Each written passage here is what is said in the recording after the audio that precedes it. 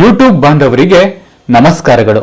ವೀಕ್ಷಕರೇ, ಇವತ್ತಿನ ಈ ಒಂದು ಸಂಚಿಕೆಯಲ್ಲಿ ನಾನು ನಿಮಗೆ ತಿಳಿಸ್ಕೊಡುವಂತಹ ಮಾಹಿತಿಗಳು ಯಾವುದೆಂದ್ರೆ ಸ್ತ್ರೀ ಮತ್ತು ಪುರುಷ ವಶೀಕರಣ. ವೀಕ್ಷಕರೇ, ಸ್ತ್ರೀ ಮತ್ತು ಪುರುಷ ವಶೀಕರಣ ಮಾಡೋದು ಹೇಗಂತ ಈ ಒಂದು ವಿಡಿಯೋದಲ್ಲಿ ನಾನು ನಿಮಗೆ ಪೂರ್ತಿಯಾಗಿ ತಿಳಿಸ್ಕೊಡ್ತಾ ಇದ್ದೀನಿ.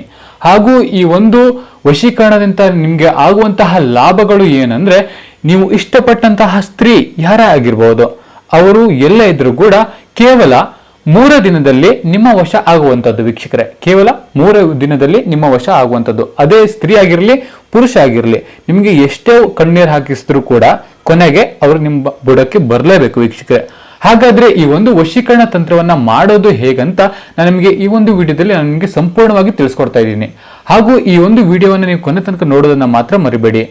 ಇನ್ನೊಂದು ವಿಶೇಷವಾಗಿ ಒಂದು ಸೂಚನೆ ಏನಂದ್ರೆ ವೀಕ್ಷಕರೇ, ಈ ಒಂದು ತಂತ್ರವನ್ನ ನೀವು ಮಾಡಬೇಕಾದ್ರೆ ಯಾವುದೇ ಕಾರಣಕ್ಕೂ ಕೆಟ್ಟದಕ್ಕೆ ಮಾತ್ರ ಬಳಸಬಾರ್ದು. ಕೆಟ್ಟದಕ್ಕೆ ನೀವು ಬಳಸಿದ್ದ ಆಯ್ತು ಅಂದ್ರೆ ಇದು ನಿಮಗೆ ಫಲವನ್ನು ನೀಡುವುದಿಲ್ಲ ವೀಕ್ಷಕರೇ, ಫಲ ನೀಡುವುದಿಲ್ಲ ವೀಕ್ಷಕರೇ. ನೆನಪಿರಲಿ, ಕೆಟ್ಟದಕ್ಕೆ ಮಾತ್ರ ಬಳಸಬೇಡಿ. ಕೆಟ್ಟದಕ್ಕೆ ಬಳಸಿದ್ರೆ ಆದ್ರೆ ನೀವು ಇದು ಫಲ ನೀಡುವುದಿಲ್ಲ ವೀಕ್ಷಕರೇ. ಹಾಗಾದ್ರೆ ಇದನ್ನ ಮಾಡೋದು ಹೇಗಂತ ನೋಡೋಣ ಬನ್ನಿ. ಅದಕ್ಕೂ ಮುಂಚೆ ನೀವಿನ್ನು ನಮ್ಮ ಚಾನೆಲ್ಗೆ ಸಬ್ಸ್ಕ್ರೈಬ್ ಮಾಡಿಲ್ಲ ಅಂದ್ರೆ ಈ ಕೂಡಲೇ ಸಬ್ಸ್ಕ್ರೈಬ್ ಮಾಡ್ಕೊಳ್ಳಿ. ಹಾಗೂ ಪಕ್ಕದಲ್ಲೇ ಇರುವಂತಹ ಬೆಲ್ ಐಕನ್ ಪ್ರೆಸ್ ಮಾಡಿ. ಇದಕ್ಕೆ ಬೇಕಾಗುವಂತಹ ವಸ್ತುಗಳು ಯಾವುದೆಂದ್ರೆ, ಮೊದಲನೇದಾಗಿ ಒಂದು ಬಿಳಿ ಹಾಳೆ. ನಾನು ಒಂದು ಬಿಳಿ ಹಾಳೆನ ತಗೋತಾ ಇದ್ದೀನಿ ತೋರಿಸ್ಲಿಕ್ಕೆ ಮಾತ್ರ ನಿಮ್ಗೆ. ಅದನ್ನ ಬಿಳಿ ಹಾಳೆ, ಆಮೇಲೆ ಕೆಂಪು ಕುಂಕುಮ ಮತ್ತು ಹಳದಿ ಕುಂಕುಮ. ಕೆಂಪು ಕುಂಕುಮ, ಹಳದಿ ಕುಂಕುಮ ಬೇಕಾಗ್ತದೆ ವೀಕ್ಷಕರೇ. ಅದರ ನಂತರ ಒಂದು ದೀಪ, ಈ ಒಂದು ದೀಪ ಬೇಕು ವೀಕ್ಷಕರೇ. ಹಾಗಾದ್ರೆ ಮಾಡ್ಕೊಳ್ಳೋದು ಹೇಗಂತ ನೋಡೋಣ ಬನ್ನಿ. ಮೊದಲನೇದಾಗಿ ಒಂದು ಮಂಡಲವನ್ನು ಹಾಕೋಬೇಕಾಗ್ತದೆ ವೀಕ್ಷಕರೇ. ಒಂದು ಮಂಡಲ ಯಾವ ತರ ಮಂಡಲ ಅಂದ್ರೆ ತ್ರಿಕೋನಾಕೃತಿಯ ಒಂದು ಮಂಡಲವನ್ನು ಹಾಕೋಬೇಕಾಗ್ತದೆ ವೀಕ್ಷಕರೇ. ಈ ರೀತಿಯಾಗಿ ಒಂದು ಮಂಡಲವನ್ನ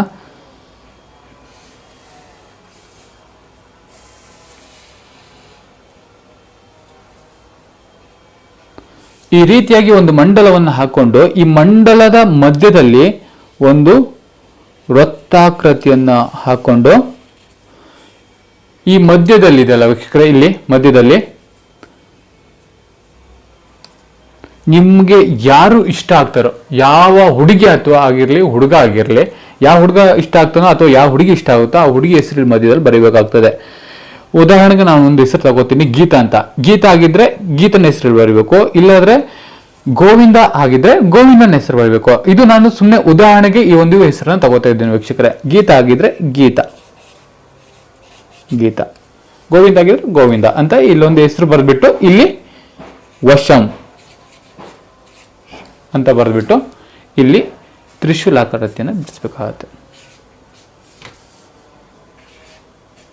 ಬಿಡಿಸಿದ ನಂತರ ಇಲ್ಲಿ ರೀಂ, ರೀಂ, ಇಲ್ಲಿ ಕ್ಲೀಂ,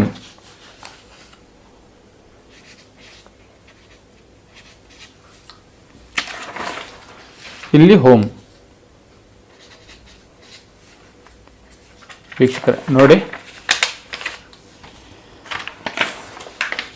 ನಾನಿಲ್ಲಿ ಗೀತ ಅಂತ ಬರೆದ್ಬಿಟ್ಟು ವಶಂ ಅಂತ ಬರ್ತೀನಿ. ಇಲ್ಲಿ ರೀಂ, ಕ್ಲೀಂ, ಓಂ ಅಂತ ಬರೆದ್ಬಿಟ್ಟು ಇಲ್ಲಿ ತ್ರಿಶೂಲಾಕೃತಿಯನ್ನ ಹಾಕೊಂಡಿದ್ದೀನಿ ವೀಕ್ಷಕರೇ. ಹಾಕೊಂಡಿದ ನಂತರ ಏನ್ ಮಾಡ್ಬೇಕು ಅಂದ್ರೆ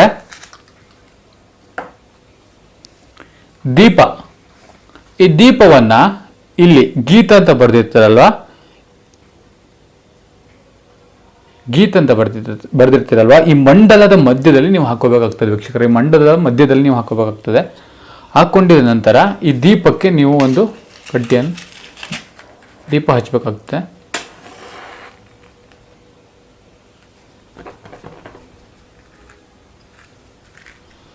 ಹಚ್ಚಿದ ನಂತರ ಈ ಕೆಂಪು ಕುಂಕುಮ ಮತ್ತು ಹಳದಿ ಕುಂಕುಮದಿಂದ ಮಾಡುವಂತದ್ದ ವಿಧಾನ ಏನಂದ್ರೆ, ಈ ಒಂದು ಮಂತ್ರ ಹೇಳ್ಬೇಕು ವೀಕ್ಷಕರೇ. ಅದು ಯಾವ ಮಂತ್ರ ಅಂದ್ರೆ, ನೀವು ಮಂತ್ರ ಹೇಳುವ ರೀತಿ ಈ ರೀತಿ ಇರಬೇಕು. ಯಾವ್ದಂದ್ರೆ ಗೀತ ಆಗಿದ್ರೆ, ನಿಮ್ ಗೀತ ವಶ ಆಗ್ಬೇಕಂದ್ರೆ ಈ ರೀತಿ ಮಂತ್ರ ಹೇಳ್ಬೇಕು. ಓಂ ಗೀತ ಮೋಹಿನಿ ತಂತ್ರಂ ಮೋಹಿನಿ ವಶಂ ತಂತ್ರಂ ಪಟ್ ಸ್ವಾಹ ಅಂತ ಈ ರೀತಿಯಾಗಿ ನೀವು ಹಾಕೋಬೇಕಾಗ್ತದೆ.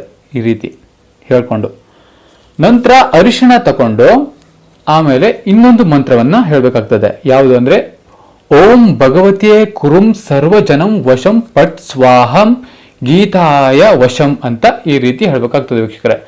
ಈ ರೀತಿ ಹೇಳಿದ ನಂತರ ಇದು 108 ಬಾರಿ ಹೇಳ್ಬೇಕಾಗ್ತದೆ ವೀಕ್ಷಕರೇ. 108 ಬಾರಿ ಹೇಳ್ಬೇಕಾಗ್ತದೆ. ಇದು ಶುಕ್ರವಾರದ ದಿನ ಮಧ್ಯರಾತ್ರಿಯಲ್ಲಿ ಮಾಡುವಂಥದ್ದು ಈ ಕಾರ್ಯ.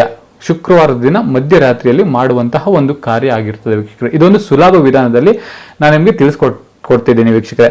ಒಂದು ವೇಳೆ ಇದನ್ನು ನಿಮ್ಮಲ್ಲಿ ಮಾಡಲು ಸಾಧ್ಯ ಆಗ್ತಿಲ್ಲ ವೀಕ್ಷಕರೇ, ನಮ್ಮ ಮನೇಲಿ ತುಂಬಾ ಜನ ಇದ್ದಾರೆ, ಎಲ್ಲರೂ ನೋಡ್ತಾ ಇರ್ತಾರೆ ವೀಕ್ಷಕರೇ ಅಂತ ಇದ್ರೆ ನೀವು ಚಿಂತೆ ಪಡೋ ಅವಶ್ಯಕತೆ ಇಲ್ಲ. ಸ್ಕ್ರೀನ್ ಮೇಲೆ ನಮ್ಮ ನಂಬರ್ ಬರ್ತಿದೆ, ನೀವು ಯಾವಾಗ ಬೇಕಾದ್ರೂ ಕರೆ ಮಾಡ್ಬೋದು. ನಿಮ್ಮ ಯಾವುದೇ ಒಂದು ಕಠಿಣ ಸಮಸ್ಯೆಗಳಿದ್ರೂ ಶಾಶ್ವತ ಪರಿಹಾರವನ್ನು ಮಾಡ್ಕೊಡ್ತೀವಿ ವೀಕ್ಷಕರೇ. ಎಲ್ಲರಿಗೂ ನಮಸ್ಕಾರ.